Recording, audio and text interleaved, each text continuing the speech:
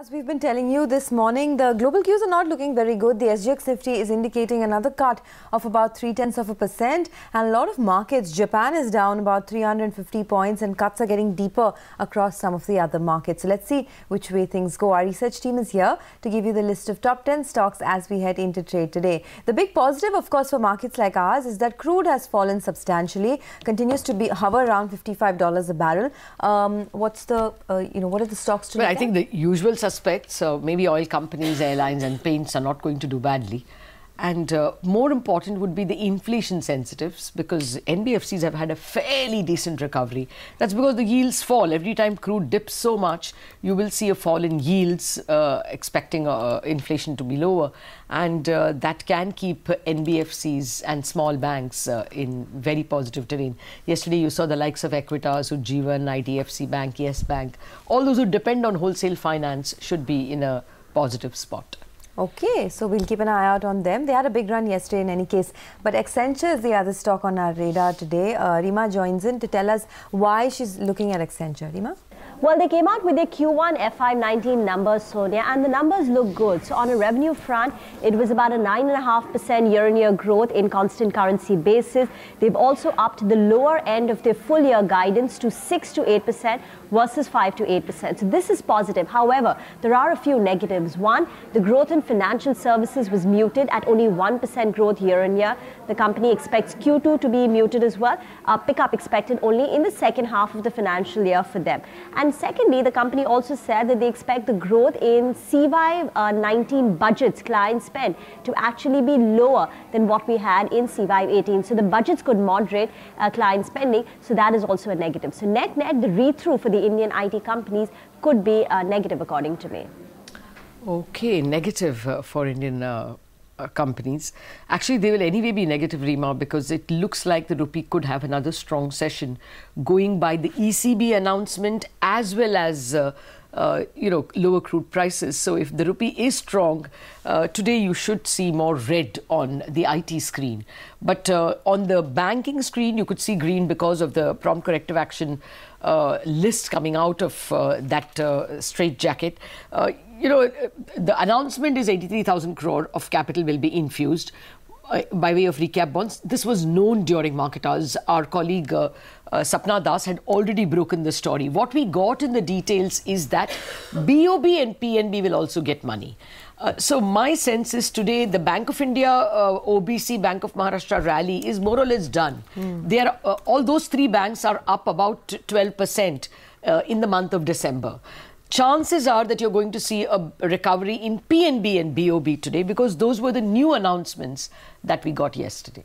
Okay, well, let's talk about Bharti and Bharti Infratel. Bharti will be selling about 32% stake in Bharti Infratel, so those stocks will be in focus. Rima, tell us more. For Bharti, there was a board meeting yesterday. Three key announcements came from that. One, they will sell a 32% stake in Bharti Infratel. At current market price, it can give them close to about 15,500 crore rupees. That is one. Secondly, the company said that they will form a committee to explore additional fundraising options. And thirdly, they announced the resignation of their global CFO, Nilanjan Roy, who's been with the company for the last 13 years.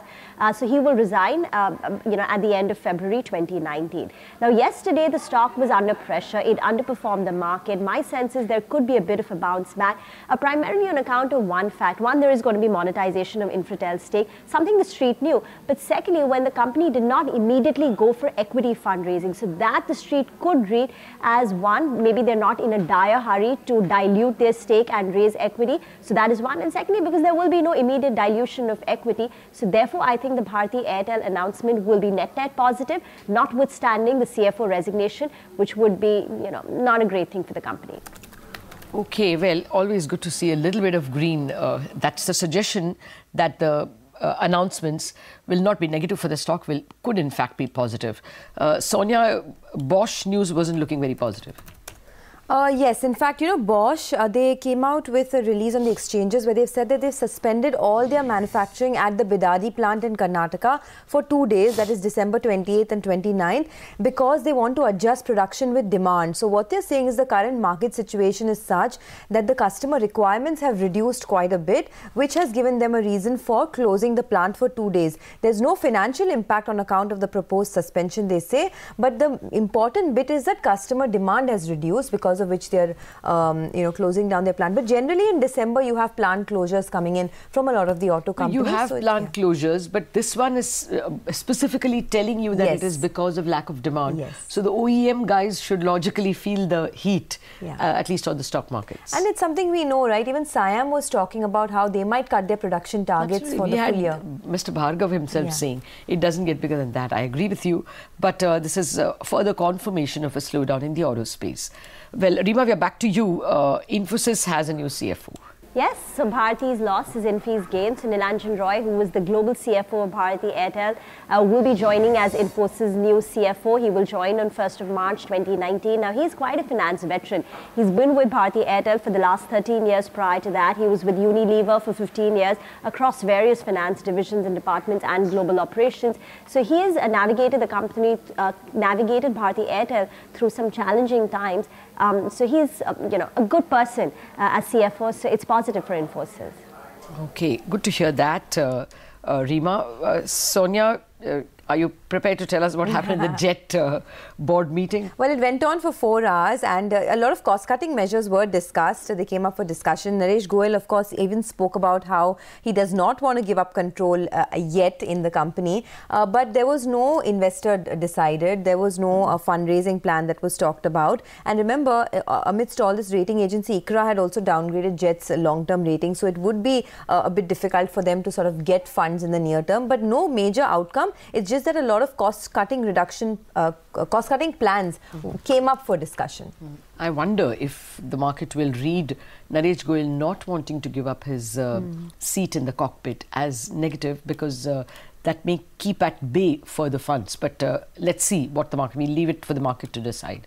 Sonal is with us. Sonal, you have a bunch of stocks. Yes, I have a long list today, and I'll start with Mercator, where the company is on a debt-cutting spree. They have sold an old vessel amounting to around 49 crore rupees, and the proceeds will be used to cut the debt of the company. So positive news coming in there.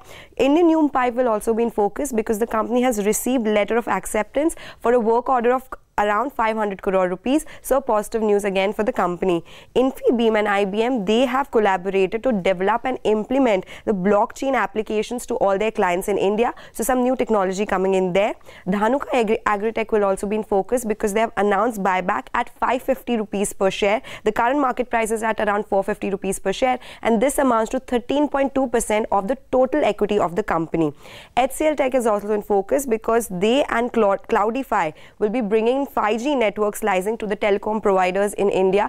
Not for the, I don't know what for the company, but definitely for the consumers, it's a very positive news. Vodafone Idea is in focus because there are unverified reports that they'll be tapping private equity and pension funds to raise as much as $1 billion rupees, and also they might pledge their stake in Indus. However, these are just reports, and CNBC TV18 has not independently verified them. And lastly, CARE will be in focus because the company has received a notice from SEBI for conduct of adjudication proceedings in relation to the credit ratings that they have assigned to IL&FS and the subsidiaries. So some red tick is expected on that stock. Okay, thanks a lot for that. Here's a quick recap then of our top stocks to watch. Stocks with positive news flow this morning. You have HPCL, BPCL, IOC, Jet Airways, SpiceJet, Interglobe Aviation, Bajaj Finance, Indiabulls Housing, Ujjivan, Equitas, PNB, Bank of Baroda, Bharti Airtel and Bharti Infratel. Okay, there's more. More positive news flow, probably for Infosys, Mercator, Indian Hume Pipe, Infibeam, Dhanuka Agritech and Vodafone Idea. Stocks with negative news flow, Bosch, Jet Airways and a lot of IT stocks.